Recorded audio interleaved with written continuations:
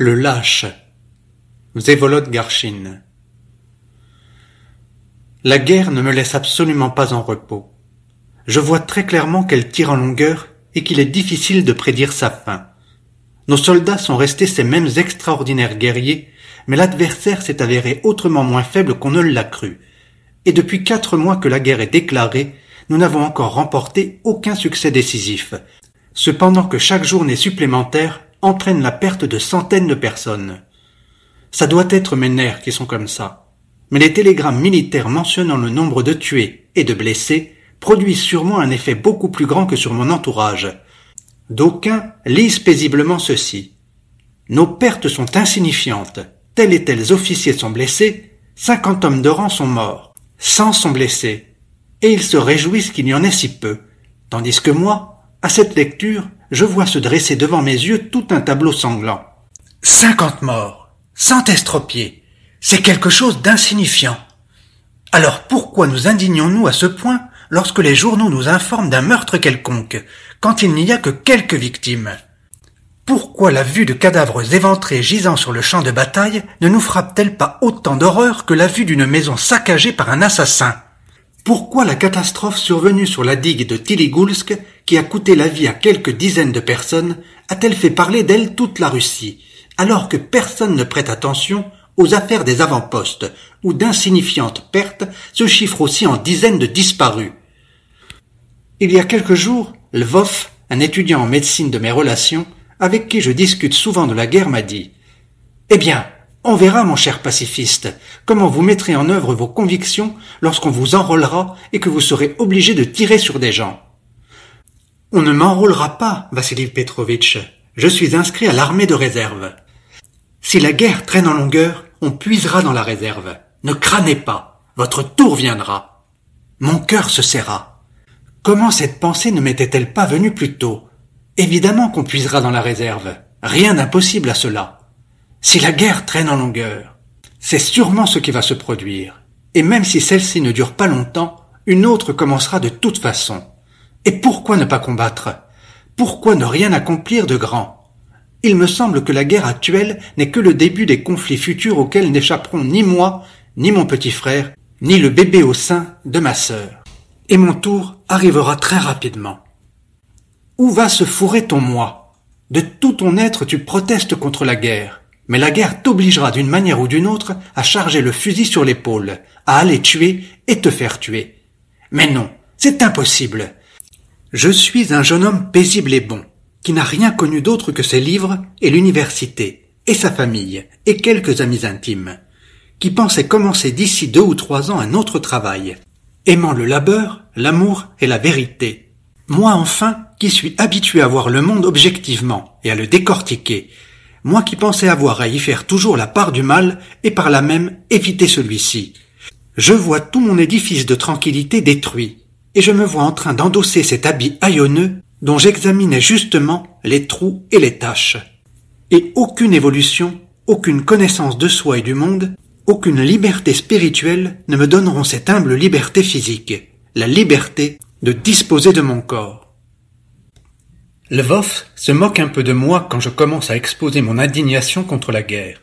« Mon ami, dit-il, ayez un rapport plus simple avec les choses, ça vous facilitera la vie. Vous croyez que ce carnage a mon agrément? Sans compter le fait qu'il cause du tort à tout le monde, il me touche personnellement en m'empêchant de terminer mes études. On va instituer des cours accélérés et on nous enverra amputer des bras et des jambes. Et malgré tout, je ne me livre pas à de stériles considérations sur les horreurs de la guerre, parce que j'aurais beau y réfléchir tant et plus, je ne pourrai rien faire pour qu'elle cesse. Je vous assure, le mieux est de n'y pas penser et de s'occuper de ses affaires. Mais si l'on m'envoie soigner des blessés, j'irai les soigner. Que voulez-vous? L'époque est telle qu'il faut savoir se sacrifier. À propos, saviez-vous que Matcha part comme infirmière? Non! Elle s'est décidée il y a 3 jours, et aujourd'hui, elle est allée s'exercer à faire des bandages. Je ne l'ai pas dissuadée. J'ai juste demandé comment elle s'arrangerait avec ses études. Je les finirai après, a-t-elle dit, si je suis encore en vie. Qu'elle y aille, la sorette, elle n'apprendra que du bon. Et Kouzma Fomitch? Kouzma ne dit rien. Mais il a pris un air sauvagement morose et il a cessé de travailler. Je suis content pour lui que ma sœur s'en aille. Parole. Il n'en pouvait plus, le pauvre homme. Il la suivait comme son ombre. Il ne faisait plus rien. Ah là là, quel amour! Vassili Petrovitch branla du chef. En ce moment, il est parti la chercher, comme si avant, elle n'avait jamais marché seule dans la rue. Il me semble que ce n'est pas bien qu'il vive avec vous. Évidemment que ce n'est pas bien. Mais qui pouvait prévoir? Pour ma sœur et moi, l'appartement était trop grand. Une chambre était vacante. Pourquoi ne pas y loger un monsieur convenable? Et qu'a-t-il fait, ce monsieur convenable? Vlan, il s'est amouraché. En vérité, je lui en veux un petit peu à elle. Kouzma n'est pas moins bien qu'elle. Gentil, bon, pas bête. Mais elle fait semblant de ne pas le voir. Cependant, il est temps que vous quittiez ma chambre. Je n'ai plus le temps. Si vous voulez voir Kouzma et ma sœur, attendez dans la salle à manger. Ils reviendront bientôt. Merci, Vassili Petrovitch. Moi non plus, je n'ai plus le temps. Adieu. À peine sorti dans la rue, j'ai vu Maria Petrovna et Kouzma. Ils allaient en silence. Maria Petrovna, une expression de concentration forcée sur le visage, était devant, et Kouzma derrière. Comme s'il n'était pas avec elle, mais lui jetant de brefs regards en biais. Ils passèrent sans me voir. Je ne puis rien faire, ni penser à rien. Je viens de lire un article sur la bataille de Pletnev. 12 000 hommes de troupes russes et roumains ont été exterminés, sans parler des Turcs. 12 000. Ce chiffre volait devant mes yeux sous forme de cygne, où s'étirent en bandes infinies de cadavres allongés. Si on les range épaule contre épaule, cela fera un chemin de 8 verstes. Qu'est-ce que c'est que ça? On m'a parlé de Skobelev. Il aurait assailli on ne sait quoi, attaqué quelque chose, pris une redoute, à moins qu'on ne la lui ait prise. Je ne me souviens plus. Dans cette terrible affaire, je ne me rappelle pas. Je ne vois qu'une chose, une montagne de cadavres, qui sert de piédestal au grandiose fait d'armes que l'histoire retiendra. Peut-être est-ce indispensable, je ne me risquerai pas à en juger. J'en serais d'ailleurs incapable. Je ne disserte pas sur la guerre, et je n'éprouve à son égard qu'un sentiment d'indignation provoqué par la quantité de sang versé. Un taureau sous les yeux duquel on tue d'autres animaux doit ressentir quelque chose d'approchant. Il ne comprend pas à quoi sa mort va servir, et il meugle de désespoir. À vous fendre l'âme. Suis-je un pleutre ou non? Aujourd'hui on m'a dit que j'étais un lâche. Il est vrai que c'est une personne assez vaine qui l'a dit, alors que j'exprimais devant elle ma crainte d'être pris comme soldat, et mon désir de ne pas aller à la guerre. Son opinion ne m'a pas chagriné, mais a suscité une interrogation. Ne serais-je pas pour tout de bon un couard? Peut-être que mon indignation contre ce que tout le monde considère comme des hauts faits ne provient-elle que d'une peur pour ma propre peau. Et vraiment, vaut-il le coup de s'occuper d'une seule peu importante existence au regard d'une grande cause? Suis-je d'ailleurs en mesure de risquer ma vie pour quelque cause que ce soit? Je ne me suis pas préoccupé longtemps de ces questions. Je me suis remémoré toute ma vie, tous ces moments, au reste peu nombreux, où j'avais eu l'occasion d'affronter un danger. Et je n'ai pu m'accuser de lâcheté. Je n'ai pas craint alors pour ma vie, et ne crains pas pour elle maintenant. Il faut croire que ce n'est pas la mort qui m'effraie. Toujours de nouvelles batailles, de nouvelles souffrances et des morts. Après avoir lu le jour, je ne suis plus en état de rien faire. Dans les livres, à la place des lettres, ce ne sont que des rangées d'hommes qui s'effondrent. La plume me paraît un fusil qui occasionne au papier blanc des blessures noires. Si ça continue comme cela, j'en arriverai à de vraies hallucinations. Au demeurant, j'ai actuellement une nouvelle préoccupation qui me distrait quelque peu de mon obsession. Hier soir, je suis arrivé chez l'Elvov alors qu'il prenait le thé. Le frère et la sœur étaient attablés tandis que Kouzma marchait de long en large, tenant d'une main son visage boursouflé, couvert d'un mouchoir. « Qu'est-ce que tu as » ai-je demandé. Sans répondre, il fit un vague geste et continua d'aller et venir. « Il a une rage de dents, fluxion et abcès, dit Maria Petrovna. Je lui avais dit d'aller chez le médecin, mais il n'a pas écouté, et voilà le résultat. Le docteur va venir tout de suite, j'ai fait un saut chez lui, dit Vassili Petrovitch. C'était vraiment indispensable, dit Kouzma entre ses dents. Indispensable, tu risques d'avoir un épanchement sous-cutané, et en plus tu marches au lieu de rester couché. Sais-tu comment cela se termine parfois? Que ça se termine comme ça ou autrement, ça m'est égal, marmonna Kouzma. Ça n'est pas égal du tout, Kouzma Fomitch. Ne dis donc pas de bêtises, dit doucement Maria Petrovna. Ces mots suffirent à calmer Kouzma, il s'assit même à table et demanda du thé. Maria Petrovna en versa dans un verre et lui tendit.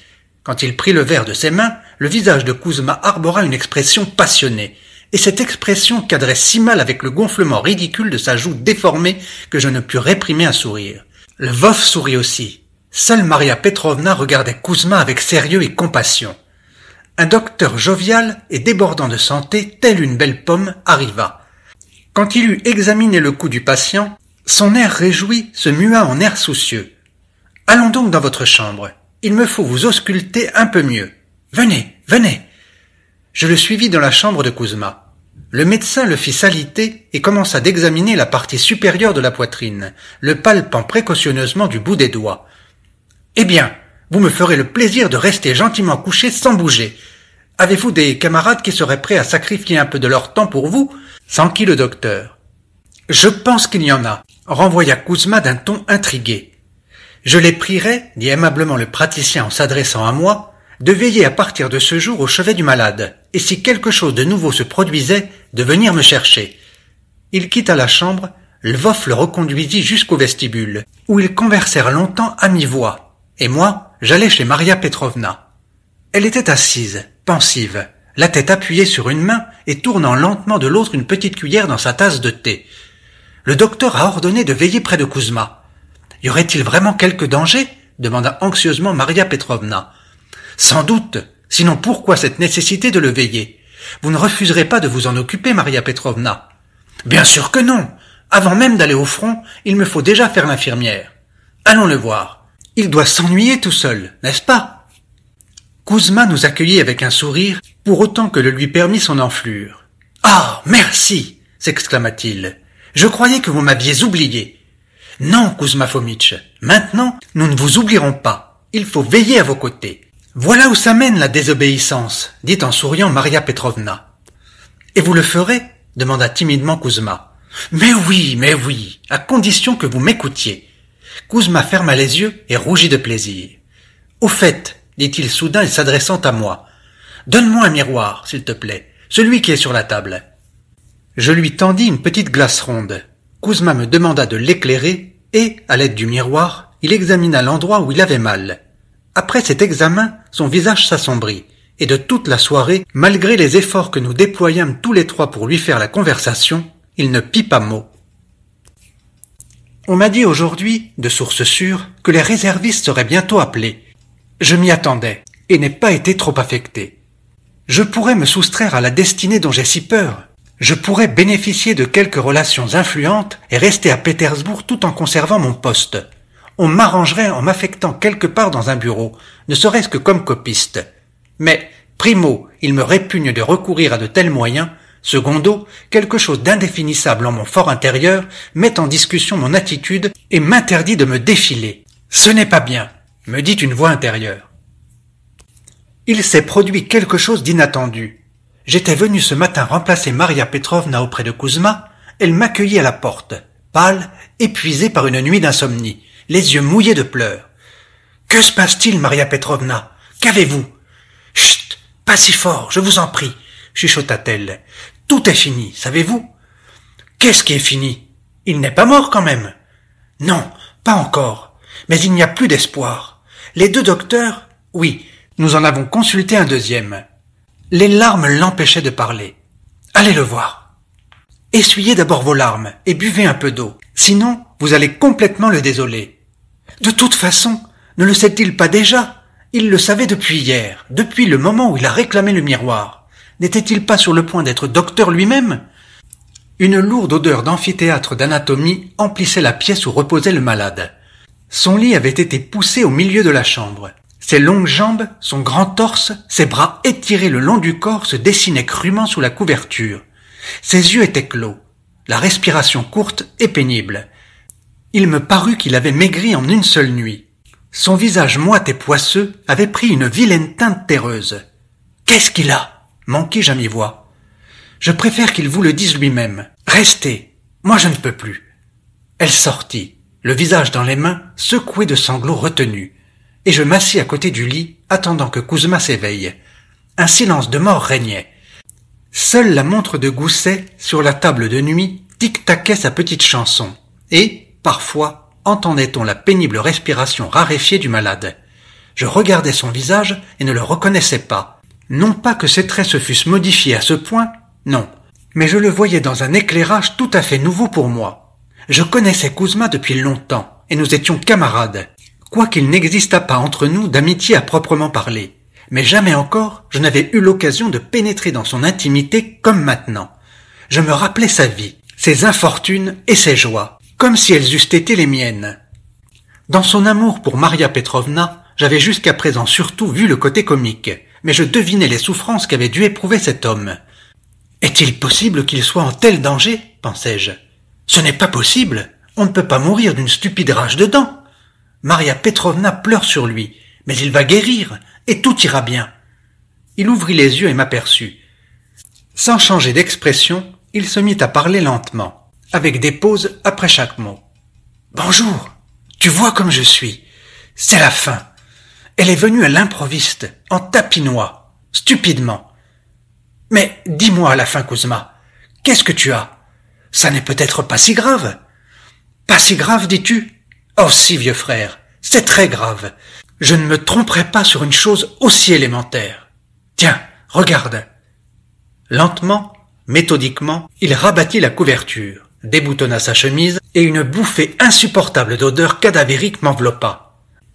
À partir du cou, côté droit, sur la largeur d'une main, la poitrine de Kouzma était comme du velours noir, et couverte d'une pruine bleuâtre. C'était la gangrène. Cela fait 4 jours déjà que je n'ai pas fermé l'œil au chevet du malade, tantôt en compagnie de Maria Petrovna, tantôt avec son frère. La vie ne tient plus qu'à un fil en lui, dirait-on, mais sans se décider à le quitter. Le morceau de chair morte noirâtre a été opéré et jeté comme un vieux chiffon, et le docteur nous a recommandé de laver la plaie toutes les 2 heures. Et toutes les 2 heures, à 2 ou à 3, nous nous approchons du lit de Kouzma, tournons et soulevons son corps immense, dénudons la terrible plaie et l'arrosons d'eau additionnée de phénol, grâce à un tuyau de gutta-perca. Elle ondoie la meurtrissure, et Kouzma trouve parfois la force de sourire, parce que, explique-t-il, ça chatouille. Comme à toutes les personnes qui sont rarement malades, il lui plaît de voir les gens s'occuper de lui tel un bébé. Quand Maria Petrovna prend dans ses mains ce qu'il nomme les rênes du pouvoir, à savoir le tuyau, et commence à l'arroser, il est particulièrement satisfait, et dit que personne ne sait faire ça aussi bien qu'elle, quoique le tuyau tremble souvent entre ses mains, et que le lit soit plus souvent qu'à son tour inondé. Comme leurs rapports ont changé.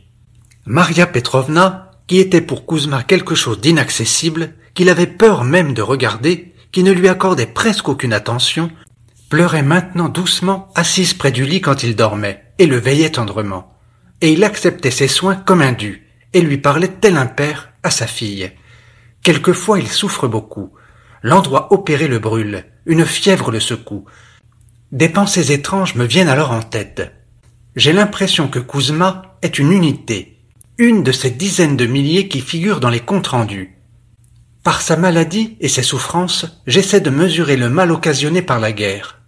Tant de douleur et de tristesse sur ce seul lit, dans une seule poitrine. Et ce n'est qu'une goutte dans un océan de malheur et de souffrance vécu par une masse énorme de gens qu'on envoie en avant et qu'on ramène en arrière pour les entasser en piles de corps mourants, gémissants et ensanglantés. L'insomnie m'épuise autant que ces pénibles pensées. Je dois demander à Lvov ou à Maria Petrovna de me remplacer. Je m'assoupirai ne serait-ce que 2 heures.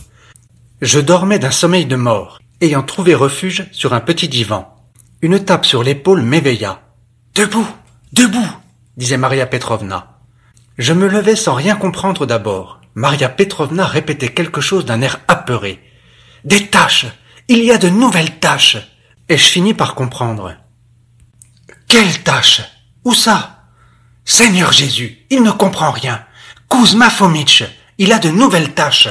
J'ai déjà envoyé chercher le docteur. »« Ce n'est peut-être rien, » fis-je avec l'indifférence du dormeur qu'on vient de tirer du sommeil. « Rien? Regardez par vous-même. » Kouzma dormait étendu de tout son long d'un sommeil agité. Il tournait la tête de tous côtés. Une plainte sourde lui échappait parfois. Sa poitrine était découverte et j'y vis en dessous de la plaie bandée 2 nouvelles petites taches noires. La gangrène avait pénétré plus loin sous la peau, s'y était étalée et affleuré en 2 endroits. Bien que je n'eusse guère cru à la guérison de Kouzma, ces deux nouveaux signes d'une mort certaine m'ont fait pâlir. Maria Petrovna était assise dans un coin de la pièce, les mains tombées sur ses genoux, et fixait silencieusement sur moi un regard angoissé. « Ne vous désespérez pas, Maria Petrovna. Le docteur va venir, l'examiner. Peut-être tout n'est-il pas fini. Peut-être le sauverons-nous. »« Nous ne le sauverons pas. Il va mourir, » murmurait-elle. « Bon, admettons, il va mourir, » répondis-je sur le même ton. « Pour nous tous, bien sûr, c'est un grand malheur. Mais il ne faut pas vous mettre dans un tel état. Ces jours-ci, vous êtes devenu cadavérique. Est-ce que vous savez seulement le chagrin que j'éprouve en ces jours? Moi-même, je ne puis me l'expliquer, car je ne l'aimais pas comme il m'aimait, et maintenant non plus, me semble-t-il. Mais qu'il vienne à mourir, et mon cœur va se déchirer. J'aurai tout le temps en mémoire son regard fixé sur moi, son silence obstiné en ma présence, quoique par ailleurs il ait été un beau parleur. J'aurai toujours sur la conscience un reproche. Ne pas avoir eu pitié de lui, ne pas avoir su apprécier son intelligence, son bon cœur, son attachement. Cela vous paraîtra peut-être ridicule, mais maintenant une pensée me tourmente. Si je l'avais aimé, nous aurions vécu autrement, tout se serait passé différemment, et cette chose absurde, terrible, ne se serait peut-être pas produite. J'ai beau y penser et réfléchir, j'ai beau me trouver des justifications, au fond de mon âme quelque chose répète sans cesse. C'est de ta faute, de ta faute, de ta faute. À ce moment, je jetai un coup d'œil au malade, craignant qu'il ne s'éveillât à cause de notre conversation, et je remarquai un changement dans son visage. Il ne dormait plus, et il avait entendu ce que disait Maria Petrovna, mais il ne voulait pas le montrer. Ses lèvres tremblaient, ses joues étaient en feu. On aurait dit que le soleil avait illuminé sa figure comme s'éclaire une morne prairie humide lorsque les nuages qui pesaient laissent en s'écartant paraître l'astre clair. À coup sûr, il avait oublié sa maladie comme sa crainte de mourir. Un seul sentiment baignait son âme, qui flua dessous ses paupières closes et tremblantes en deux rigoles de larmes. Maria Petrovna le regarda quelques instants, comme apeurée, puis elle rougit, la tendresse anima son visage, et, se penchant sur le moribond, elle l'embrassa. Alors, il ouvrit les yeux. « Mon Dieu, comme je n'ai pas envie de mourir !» articula-t-il. Et l'on entendit dans la pièce des sons humides terribles, tout à fait inouïs à mon oreille, car je n'avais jamais vu cet homme pleurant. Je quittai la chambre. J'étais moi-même près d'éclater en sanglots. Moi non plus je n'ai pas envie de mourir, pas plus que ces milliers d'hommes. Kouzma au moins a trouvé une consolation en ses ultimes minutes. Mais là-bas, Kouzma éprouve en même temps que les affres de la peur et les souffrances physiques un tel sentiment que, gageons-le, il n'échangerait les minutes présentes contre aucune autre période de sa vie. Non, ce n'est pas ça du tout. La mort sera toujours la mort. Mais mourir parmi les siens, qui vous aiment, ou vautrer dans la boue et son propre sang, dans l'attente qu'on vienne vous achever, ou que des roues de canon vous passent dessus et vous écrasent comme un verre, mon Dieu! Je vais vous dire franchement, c'était le docteur qui remettait ses galoches et son manteau de fourrure dans le vestibule. Dans des cas semblables, même hospitalisés, il en meurt 99%.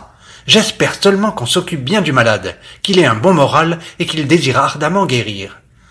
Chaque malade désire guérir, docteur. Évidemment, mais votre camarade a quelques circonstances aggravantes, dit le praticien avec un léger sourire.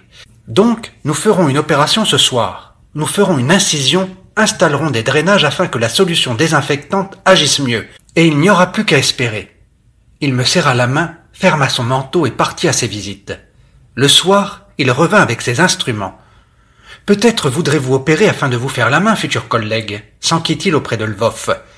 Celui-ci hocha la tête, retroussa ses manches et entreprit le travail avec un air sombre et sérieux. Je le vis enfoncer dans la plaie un curieux instrument à pointe triangulaire. Je vis cette pointe perforer le corps. Je vis Kouzma agripper les bords du lit et claquer des dents sous l'effet de la douleur. « Allons, ne fais pas ta femmelette » disait mornement Lvov en introduisant le drain dans l'ouverture. « Ça fait très mal » demanda gentiment Maria Petrovna. « Pas tant que ça, ma colombe, mais je suis affaibli et fourbu. » On pense à Kouzma, on lui donna du vin et il se calma. Le docteur s'en alla, Lvov partit dans sa chambre étudier. Maria Petrovna et moi ramenâmes la chambre en ordre.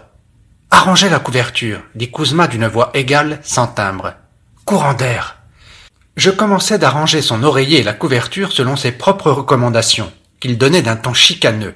affirmant que quelque part il y avait un trou, et que ça soufflait par là. Aussi fallait-il bien border la couverture. J'essayais de mon mieux, mais malgré ma meilleure volonté, Kouzma sentait un courant d'air soit dans le côté, soit dans les pieds. « Tu n'es pas adroit !» bougonnait-il. « Ça souffle à nouveau dans le dos. Laisse-la faire, elle. » Au regard qu'il jeta à Maria Petrovna, je devinais très bien pourquoi je n'avais pas pu le satisfaire. Maria Petrovna déposa le flacon de médicaments qu'elle tenait et s'approcha de la couche. « J'arrange ça ? S'il vous plaît. Voilà, comme ça. J'ai bien chaud. » Il la regardait tandis qu'elle se débattait avec la couverture. Ensuite, il ferma les yeux et avec un air d'enfant heureux sur sa face éreintée, il s'endormit. « Vous allez rentrer chez vous ?» demanda Maria Petrovna. « Non, j'ai bien dormi et je peux rester. Cependant, si vous n'avez pas besoin de moi, je puis partir. »« Ne partez pas, je vous en prie. Bavardons un peu. Mon frère est tout le temps pris par ses livres. Et ça m'est si pénible, si dur de demeurer auprès du malade quand il dort, en pensant qu'il va mourir. Soyez ferme, Maria Petrovna. Les pensées pénibles et les larmes sont interdites aux sœurs de charité. Je ne pleurerai pas quand je serai infirmière. Ce ne sera quand même pas aussi difficile de soigner des inconnus que quelqu'un qui vous est proche. Car vous partirez? Bien sûr. Qu'il guérisse ou qu'il meure, je partirai de toute façon. Je me suis faite à cette idée. Je ne peux plus refuser. J'ai envie d'accomplir quelque chose de bien. Envie de garder en mémoire le souvenir de jours clairs et heureux. Hélas, Maria Petrovna, je crains qu'à la guerre, vous ne voyiez que peu de clarté. Pourquoi cela? Je travaillerai. La voici la clarté. J'ai envie d'apporter ma contribution à cette guerre, même si c'est une part infime. Apporter votre contribution? Ne suscite-t-elle donc pas l'horreur en vous? Est-ce bien vous qui parlez ainsi? C'est bien moi. Qui vous a dit que j'aimais la guerre? Seulement, comment vous racontez ça? La guerre, c'est le mal. Je suis, vous êtes, beaucoup sont de cet avis. Mais elle est inévitable. Que vous l'aimiez ou non, elle aura lieu. Et si vous n'allez pas au combat, on en prendra un autre. Et de toute façon, l'expédition rendra un homme infirme ou estropié. Je crains que vous ne me compreniez pas. Je m'exprime mal. À mon avis, la guerre est un mal collectif, une souffrance commune, et il est peut-être loisible d'y échapper. Mais moi, ça ne me plaît pas. Je me taisais. Les paroles de Maria Petrovna avaient exprimé plus clairement ma répulsion confuse du refus de la guerre. Je ressentais moi-même ce qu'elle ressentait et pensait, mais je pensais autrement. Vous, par exemple, vous n'avez qu'une idée en tête. Par quels moyens rester ici? Poursuivit-elle. Au cas où on vous enrôlerait. Mon frère m'en a parlé. Vous savez, je vous aime beaucoup, car vous êtes un homme bon, mais ce trait de caractère en vous me déplaît. Qu'y faire, Maria Petrovna? Nos opinions divergent. De quoi suis-je responsable? Est-ce moi qui ai déclaré la guerre? Ni vous, ni aucun de ceux qui y sont morts et meurent encore. S'ils avaient pu, ils n'y seraient pas allés non plus. Seulement, ils n'ont pas eu le choix, tandis que vous l'avez. Eux, ils partent combattre, et vous allez rester à Pétersbourg, sains et saufs, en bonne santé, heureux, pour cette seule raison que vous avez des relations qui n'auront pas le cœur d'envoyer quelqu'un de leur connaissance à la tuerie. Je ne prends pas sur moi de juger si c'est excusable ou pas, mais ça ne me plaît pas. Non.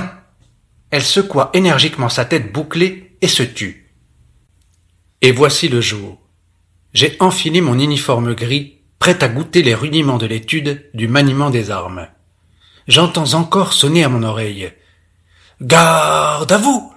Doublez les rangs! Présentez armes !» Et je me tenais au garde à vous. Je doublais les rangs, je manipulais le fusil.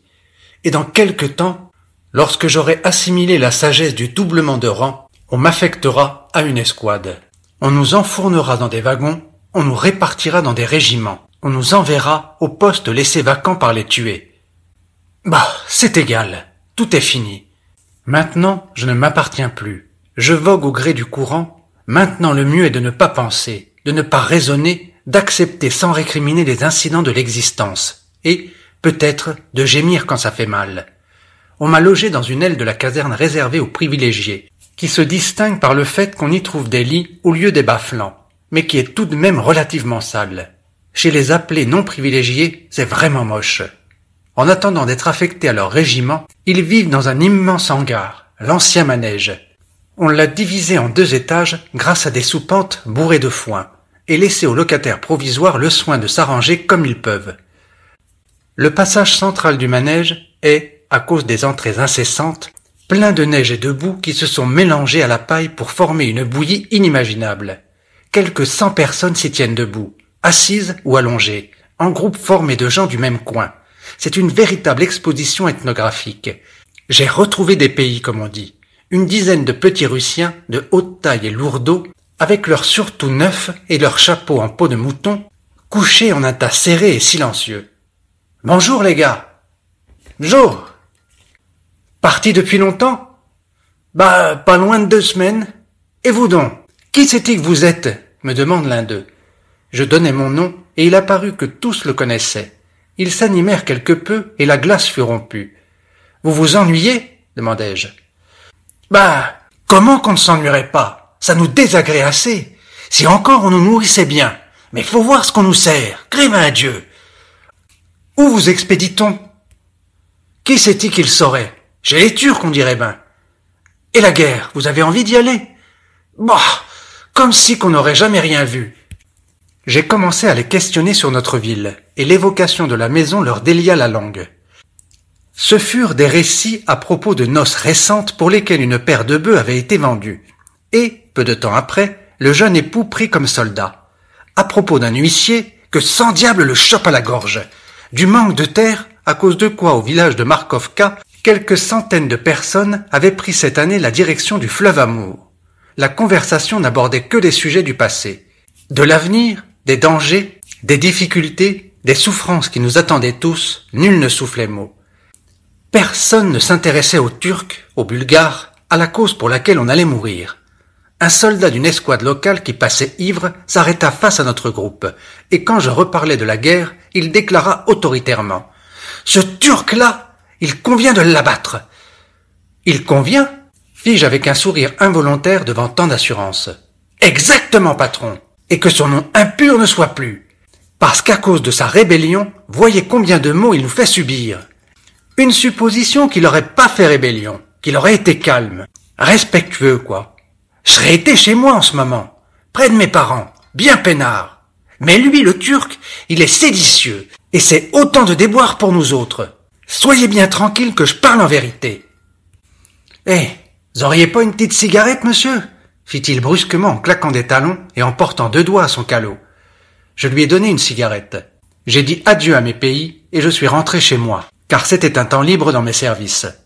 Il se rebelle, et c'est autant de déboires pour nous. Retentissait dans mes oreilles la voix avinée.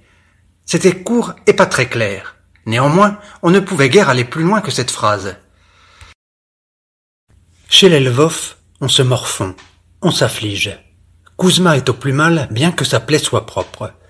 Terrible fièvre, râle, délire. Le frère et la sœur ne l'ont pas quitté de tout le temps de mon instruction militaire. Maintenant qu'ils savent que je pars, la sœur est devenue plus triste, et le frère plus morose.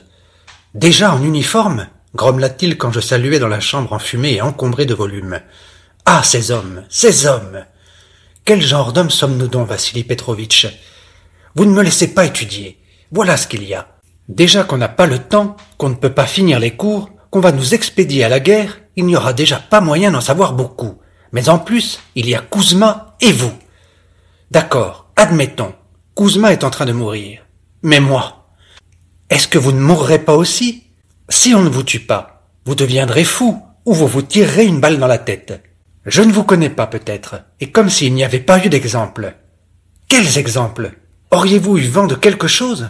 Racontez, Vassili Petrovitch. Fichez-moi la paix.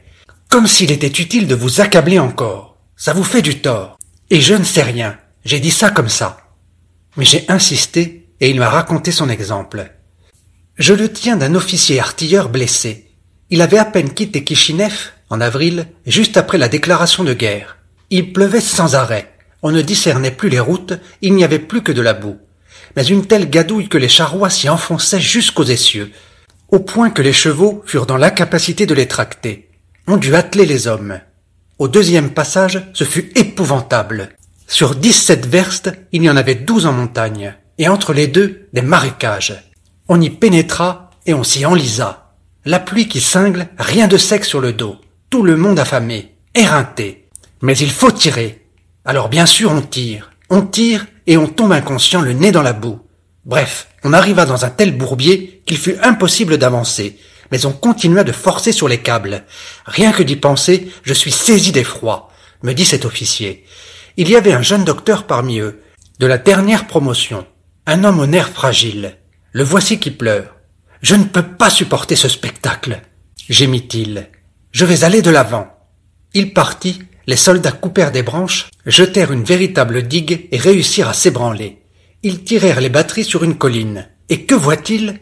Le docteur pendu à un arbre. Voilà mon exemple. Cet homme n'avait pas résisté à la vue des souffrances. Alors comment les supporterez-vous donc vous-même? Vassili Petrovitch, n'est-il pas plus facile d'endurer soi-même des souffrances que de se châtier comme ce docteur? Ma foi, je ne sais pas ce qu'il y aura de bien pour vous à être attelé au timon. Je n'en souffrirai nullement, Vassili Petrovitch. Alors là, c'est trop subtil pour moi. Parlez-en avec ma sœur. Elle est très forte dans ces subtilités-là. Qu'il s'agisse de décortiquer Anna Karénine ou de disserter sur Dostoïevski, elle peut tout. Quant à cette histoire d'attelage, il y a sûrement un roman où la chose est disséquée. Bonsoir, philosophe. Il rit de bon cœur à sa plaisanterie et me tendit la main. Vous allez où? À la clinique de Viborsk. J'entrai chez Kouzma. Il ne dormait pas et se sentait mieux que d'habitude, comme me l'expliqua Maria Petrovna, laquelle était inamoviblement assise au chevet du lit. Il ne m'avait encore pas vu en uniforme, et ma vue lui fit une impression désagréable. « On va te laisser ici ou t'expédier ?» demanda-t-il. « M'expédier. Tu l'ignorais ?»« Je le savais, » dit-il après une pause. « Mais j'avais oublié. En ce moment, vieux frère, je ne me rappelle plus grand-chose. Eh bien, vas-y, il le faut. Toi aussi, Kouzma Fomitch. »« Quoi, moi aussi? Ce n'est pas vrai peut-être. Quels sont tes mérites pour qu'on t'épargne? Va-t'en mourir. Il y a des gens plus utiles, plus travailleurs que toi qui y vont. Arrange-moi mon oreiller. Voilà, comme ça. » Il parlait d'une voix basse et irritée, comme s'il en voulait à quelqu'un pour sa maladie. « Tout cela est vrai, Kouzma, mais j'y vais, n'est-ce pas? Est-ce que je proteste en mon nom propre? Si c'était le cas, je resterais ici sans discussion. Ce n'est pas difficile à organiser. Or, je ne le fais pas. On me réclame et j'y vais. Mais qu'au moins, on ne m'empêche pas d'avoir là-dessus mon opinion. » Kouzma restait immobile, les yeux au plafond, comme s'il ne m'écoutait pas. Finalement, il tourna lentement la tête vers moi. « Ne prends pas ce que je dis pour argent comptant. Je suis à bout, exaspéré. Et, parole, je ne sais même pas pourquoi je m'accroche avec les gens. Je suis devenu excessivement acariâtre. C'est sans doute que l'heure de mourir va bientôt sonner. Ça suffit, Kouzma. Reprends courage. Ta plaie est propre, elle cicatrise. Tout va en s'améliorant. Il ne convient plus de parler de la mort, mais de la vie. » Maria Petrovna leva sur moi ses grands yeux tristes, et me revint en mémoire ce qu'elle avait dit 2 semaines auparavant. « Il ne guérira pas, il va mourir. »« Eh, c'est vrai ça! Pourquoi ne pas revenir à la vie? Ce serait formidable, » dit Kouzma avec un maigre sourire. « Toi, on va t'envoyer combattre, et Maria Petrovna et moi, nous partirons aussi, elle comme infirmière et moi en tant que médecin. Et quand tu seras blessé, je m'occuperai de toi, comme toi auprès de moi ces jours-ci. » « Fini les bavardages, Kouzma Fomitch, » dit Maria Petrovna. « Parler vous fait du mal, et d'ailleurs, c'est l'heure de votre épreuve. » Il se mit à notre disposition. Nous le dévêtîmes, enlevâmes ses pansements et commençâmes le travail sur l'énorme poitrine balafrée. Quand je dirigeais le jet d'eau sur les endroits ensanglantés, sur la clavicule apparente qui brillait telle une nacre, sur la veine qui traversait toute la plaie et restait à l'air libre, à croire qu'il ne s'agissait pas d'une plaie humaine, mais d'un écorché de laboratoire. Je pensais à d'autres plaies beaucoup plus horribles, et par leur qualité, et par leur écrasante quantité, occasionnées de surcroît, non pas par un hasard aveugle, mais par une action consciente des gens. Je ne note dans ce journal rien de ce qui se fait, et de ce que j'éprouve chez moi à la maison. Les larmes de ma mère qui m'accueille, l'espèce de pesant mutisme qui accompagne ma présence à la table commune, la gentillesse et la prévenance de mes frères et sœurs, tout cela est pénible à voir et supporter. L'écrire, plus encore. De penser que dans une semaine, il faudra se priver de ce qu'on a de plus cher au monde, les larmes vous montent à la gorge. Voici enfin les adieux. Demain, dès l'aube, notre escouade part en chemin de fer. On m'a autorisé à passer la dernière nuit chez moi, et je suis assis dans ma chambre pour la dernière fois. La dernière fois! Celui qui n'a pas subi une pareille dernière fois Peut-il deviner ce que supposent d'amertume ces 2 mois? Pour la dernière fois, toute la famille s'est séparée. Pour la dernière fois, je suis entré dans cette petite pièce et me suis assis devant la table qu'éclairait la lampe basse si familière, encombrée de livres et de papiers. Depuis 1 mois, je n'y avais plus touché. Pour la dernière fois, j'ai pris en main et examiné un travail commencé. Interrompu, il gît comme une chose morte-née, privée de sens.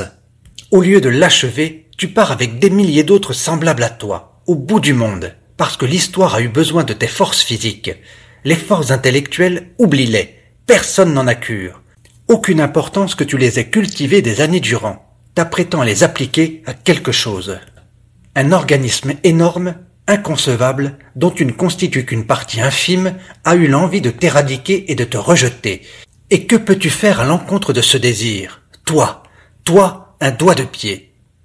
Bon, ça suffit. Il est temps de se mettre au lit et de tenter de dormir. Demain, il faut se lever très tôt. J'ai demandé que personne ne m'accompagne à la gare. Ce serait encore des larmes superflues.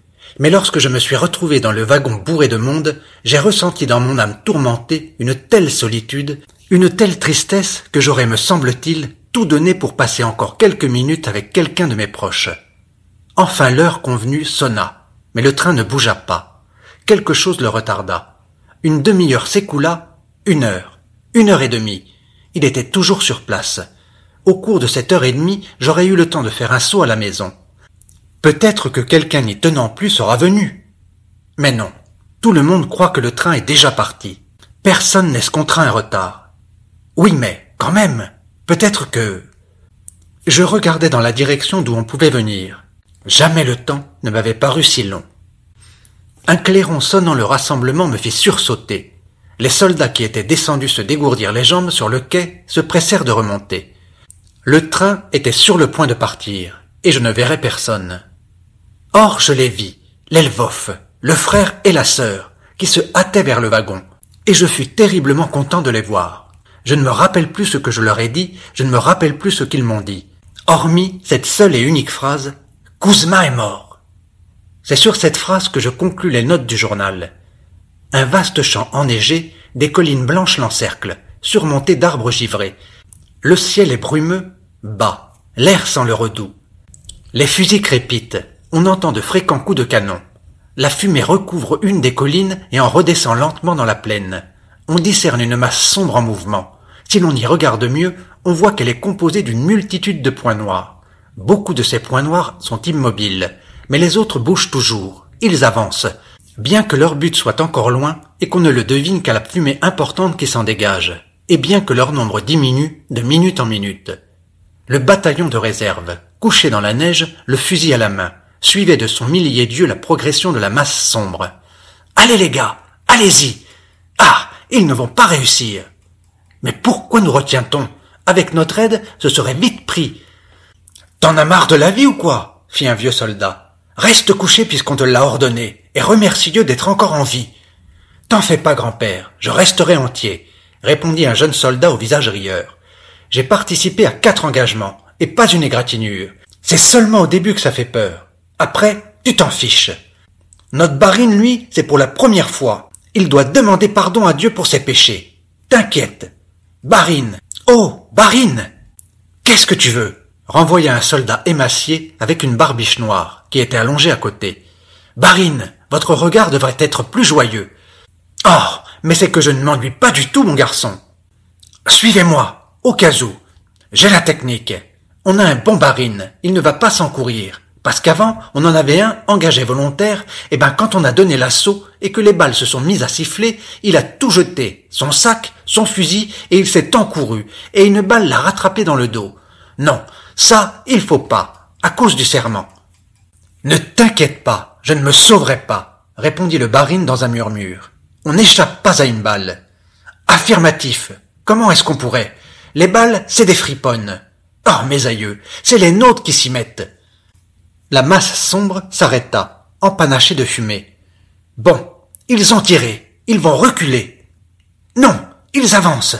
Sainte Mère de Dieu, viens leur en aide. Oui, encore. Vas-y. Seigneur, que de blessés qui s'écroulent, et personne pour les ramasser. Une balle! Une balle! Entendit-on chuchoter tout autour. Et en effet, quelque chose froua dans l'air. C'était une balle perdue. Une balle folle, qui était passée par-dessus les réservistes. Une autre la suivit. Une troisième. Le bataillon s'anima. Des brancards! Hurla quelqu'un. La balle errante avait rempli son office. 4 soldats avec une civière se ruèrent vers le blessé. Soudain, sur une des collines, à l'écart du point vers où se concentrait l'attaque, apparurent des silhouettes d'hommes et de chevaux. Et un nuage de fumée épaisse et blanche comme neige s'en éleva aussitôt. « C'est nous qu'on vise !» s'écria le soldat au visage rieur. Le grincement strident d'une grenade retentit. Explosion. Le gai soldat s'aplatit le nez dans la neige. Quand il releva la tête, il vit que le Barine gisait face contre terre, bras écartés et le cou bizarrement tordu. Une balle perdue lui avait fait un gros trou noir au-dessus de l'œil droit.